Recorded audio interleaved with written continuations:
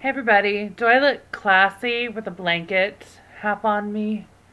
I was wondering if I'd look like I was wearing like a sarong, but it's actually kind of a weird blanket with horses, so kind of sarongish. You can kind of see my mohawk today. Look at that. My hair is getting like pretty wavy, so it's getting harder to like make it look like it should look, I guess. But I wanted to do a update on my biopsy that I had done Monday. Okay, so I had the PET scan a couple weeks, well, about a month ago, and they kept seeing stuff light up in my neck, but they thought that it was all the thyroid stuff, so we're going through that. They sent information to my endocrinologist, and he said that it was too soon to tell, so we need to wait 6 months. And if you hear something in the background, my cats are going wild. It's midnight and they are just on fire. But he said wait 6 months and we'll do an iodine scan on her and see what's going on. Well, my oncologist was like, hell no, we're not waiting 6 months to see what's going on. So he scheduled an ultrasound for me. I did that Monday. No, I'm sorry. I did that last week. And the ultrasound came back that there was a mass in my neck. It was like 5 by 4 by 3 centimeters. So it was like a decent size, I guess. And that was, I think, on a Friday. And by the next Monday, I could actually feel it in my neck.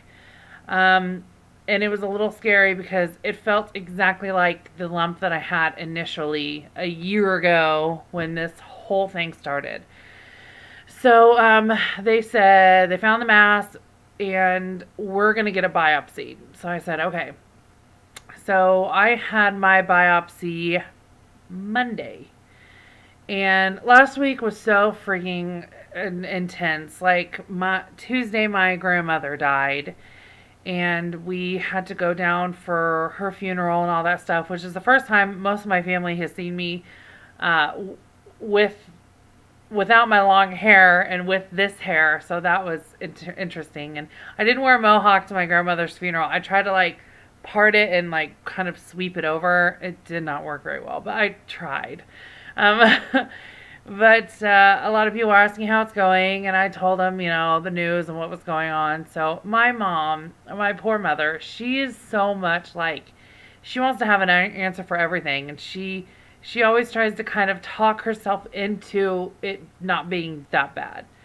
And I completely understand why, but I'm the exact opposite. Like, I don't talk myself into anything. I just say, if it's this, this is what I'm going to have to do. If it's this, this is what I'm going to have to do. Like, I just try to get prepared for everything.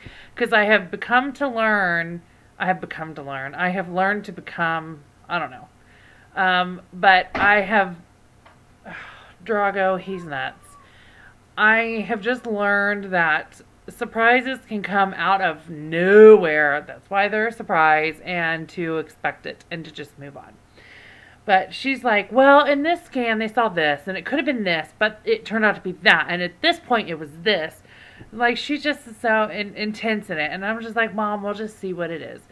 So Monday, I had the biopsy, and it kind of sucked. I don't even know if you can see where they actually inserted the needle, but did the biopsy, and I could, like, watch it, because they had to do an ultrasound while they were doing it so they could guide the needle to the right spot. So like I could watch the ultrasound screen while they were doing it, so I could see the mass, I could see the needle go in it. It was pretty cool. And Wednesday my nurse called and she said that they got the results back and it turned out to be Hodgkin's again. So I was like, great. Like I had kind of prepared myself for it because it did feel the exact same. I mean, the lump is in the exact same place.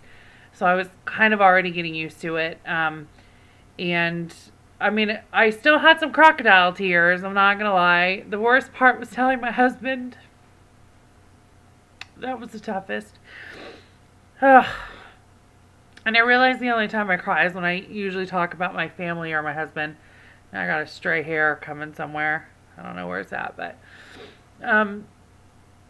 I've started to feel, God, the hair's going to drive me nuts.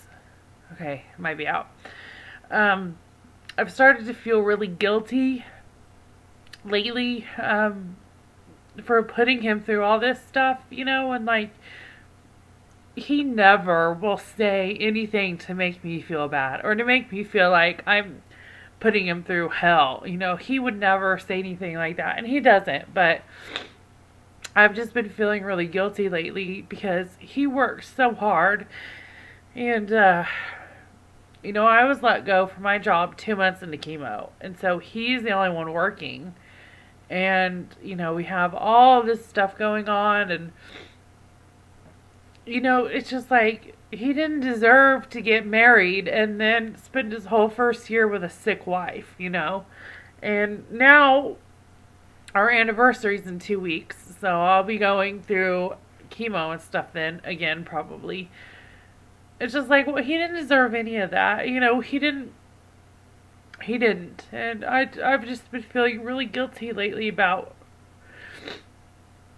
putting him through all that. And last week, he was just really edgy. And I just asked him, I said, Luke, what's wrong? Like, is this something on your mind? And he was like, well, lately you've been wanting to talk a lot about if the cancers come back and stuff. And I do. I like to talk about it because it's like my process of kind of preparing myself for what's going to happen. And I want him to know it could be bad. Like it could be good, but it could totally be bad. And he was like, I just don't really like talking about it. And I'm like, yeah, but honey, we got to talk about it. We have to. And he just said, well, I can't imagine living if you aren't there. And he has never said anything like that. And it was like, it broke my heart when he said that. That's really, I think, when the guilt settled in. Like, I didn't know that he was thinking that much about it, Like, I didn't know that. So I think he's kind of been hiding his feelings a little bit, which is, I think it just makes it easier for him to get through the day. And I mean, that's a lot of people. That's not like it's just this thing he gets through. And sometimes I do it too. So, but I think that's where the guilt has come in. So hearing the news that the cancer's back and stuff like that, it was really hard telling him that. My family's just like, well, that sucks, but we're going to keep going. And my mom is still like trying to find answers like, well, they should just take that lymph node out. And they like, she's all about it. And so it's kind of funny, but, the doctor said that I immediately have to get started with radiation, and I will be in there next Wednesday to probably get that started. And, I don't know about the chemo again. From everything I've read, I think you have to do chemo and radiation together and then get a stem cell transplant. So I'm assuming that's what he's going to tell me that we have to do. I have an appointment tomorrow. Well, it's 12:08 a.m. So today, I have an appointment today with him to discuss where we're going with all this. And I think my husband and my dad are going. My dad went to every single chemo. God, I'm such a blubbering baby today. My dad went to every chemo with me, and my husband didn't go to any because the chemos are always early in the morning and he works night shift. So I didn't want him to have to drive an hour, sit there for, how many hours did I go through it? 4? And then have to drive an hour back. Like, I just want him to come home, get his sleep, and then by the time my parents are dropping me off from chemo, he's awake and ready, like, to take care of me. So they, like, did the morning shift, and he did the evening shift. And I think he kind of felt guilty about it, but it didn't bother me, and I wanted him to stay home and sleep. So I think he's going to go with me tomorrow because it's in the afternoon. And like I said, my dad will probably go. And I really want to find out what in the hell has been going on, because I don't feel like the cancer ever left. Like, this residual thyroid crap has been going on ever since, like, last October. So I'm kind of wondering if they thought that it was thyroid tissue and it never was, even in the beginning. So it never really was even gone. So I don't know. So we're going to have to address that. But when it comes to having to go through treatment again, I mean, I don't want to do it, but I feel like I can get through it, and I'm really not fearing it.